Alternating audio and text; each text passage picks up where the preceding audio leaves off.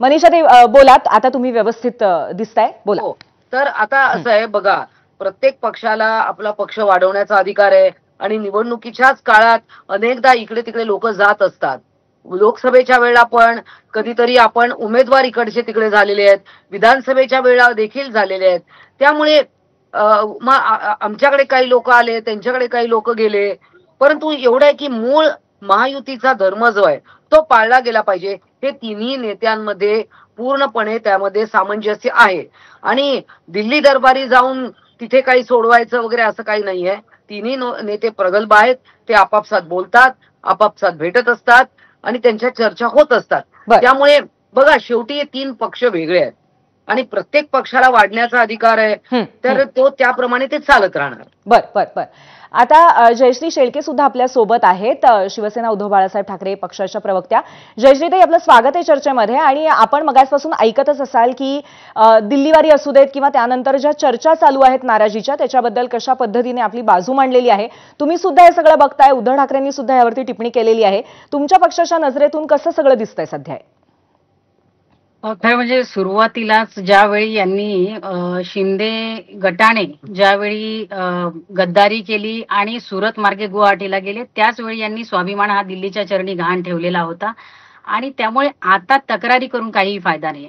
मुळात मला असं वाटतं की जेवढ्या वेळा मुख्यमंत्री दिल्लीला चक्रा मारत नसतील तेवढ्या वेळा उपमुख्यमंत्री दिल्लीला चक्रा मारतायत आणि ते कुठली तरी घुसमट त्यांची होते, प्रचंड घुसमट आहे जी सांगताही येत नाही आणि सहनही करता येत नाही, अशी त्यांची अवस्था आहे. परंतु आता नेतृत्व जर दिल्लीश्वराचं मान्य केलेलं आहे तर आता ते सहन करावं लागणार आहे आणि अनेक त्या ठिकाणी अशी अवस्था आहे की शिंदेंना संपवण्याची भाषा हे अनेक भाजपातले नेते बोलू लागलेले आहेत आणि त्यामुळे शिंदे गटामध्ये प्रचंड अस्वस्थता आहे. त्या अस्वस्थतेमधून मग कुठे ते दरेगावला गावी चालले जातात, तर कधी कॅबिनेटच्या बैठकांवर बहिष्कार टाकला जातो, तर अनेक वेळा ते दिल्लीवारी करत असतात. त्याच्यामुळे हे काही नवीन नाहीये, परंतु भारतीय जनता पक्षाची ही रणनीती आधीपासून राहिलेली आहे, फोडा आणि राज्य करा.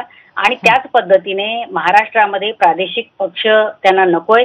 प्रादेशिक पक्षांना फोडून त्या ठिकाणी स्वतःची एक हाती सत्ता कशी काबीज करता येईल याकडे भारतीय जनता पक्षाचा सातत्याने कल राहिलेला आहे आणि त्यातून हा जो काही प्रकार आहे हा घडलेला आहे.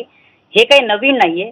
आता शिंदेची उपयोगिता संपलेली आहे आणि त्यातून मग अशा प्रकारे. जयश्रीताई, तुमचा मुद्दा कळलाय. आता ह्याच्यावरती आपण थेट जाऊया केशवजींकडे, कारण त्यांना ह्याच्यावरती उत्तर द्यायचंय. केशवजी, म्हणजे मला एक गोष्ट त्यात लक्षात नाही आली की खरं म्हणजे आपण आपलं बघितलं पाहिजे. सामनामधून काँग्रेसला विनवण्या कराव्या लागतात उभाठाला.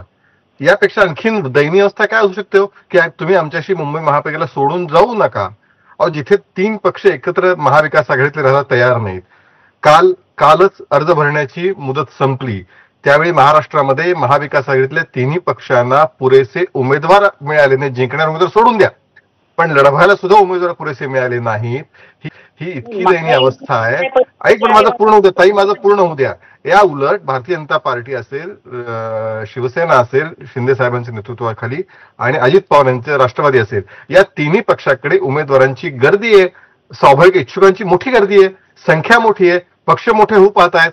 त्यामुळे त्याचा आधी आपल्या पायाखाली काय जळतंय, आपली दयनीय अवस्था काय आहे, हे उभाटा गटांनी जर अधिक चिंता केली तर त्यांच्या हिताचं आहे. आमच्या तिन्ही नेतृत्वामध्ये संवाद आहे. आम्हाला आग्रलेखातनच सल्ले द्यायची वेळ, दुसऱ्यांना किंवा विनवण्या करण्याची वेळ आमच्यावर अजून तरी येत नाही. बरं, थोडक्यात महायुतीच्या पक्षांना जास्त डिमांड आहे असं म्हणतायत केशव उपाध्याय. जयश्रीताई, काय म्हणाल?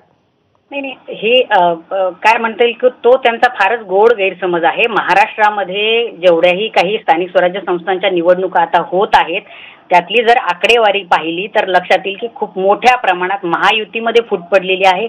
अनेक ठिकाणी बंडखोऱ्या झालेल्या आहेत आणि ही आकडेवारी मला असं वाटतं की केशवजींनी एकदा घेतली पाहिजे, म्हणजे त्यांच्या लक्षात येईल की काय परिस्थिती आहे. दिव्याखाली अंधार आहे परंतु तो दिसणार नाही आणि आता जी काही सत्तेची मगरुरी आहे त्यामुळे तो जी काही परिस्थिती आहे खरी परिस्थिती आपल्या लक्षात येणार नाही. दुसरी महत्वाची गोष्ट म्हणजे महाविकास आघाडी ही या ठिकाणी स्थानिक स्वराज्य संस्थांमध्ये स्थानिक निवडणुका असल्यामुळे अनेक ठिकाणी स्थानिक नेत्यांवर तो प्रश्न सोडवलेला होता की काही ठिकाणी आघाडी जिथे करायची तिथे करा, जिथे ज्या ठिकाणी तुम्ही स्वतंत्र लढू शकता त्या ठिकाणी स्वतंत्र लढा. हा काही खूप मोठा विषय नाहीये. परंतु आज जेव्हा तुमच्यावर त्या ठिकाणी आरोप व्हायला लागलेत, आज जेव्हा लोकांना, महाराष्ट्रातील जनतेला तुमचं खरं स्वरूप दिसायला लागलेलं आहे, तेव्हा मग अशा प्रकारचे दुसऱ्यांवर आरोप करणं हे साहजिक आहे.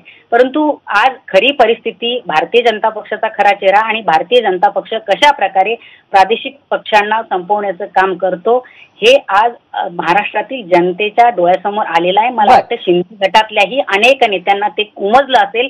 फक्त ईडीच्या भीतीपोटी किंवा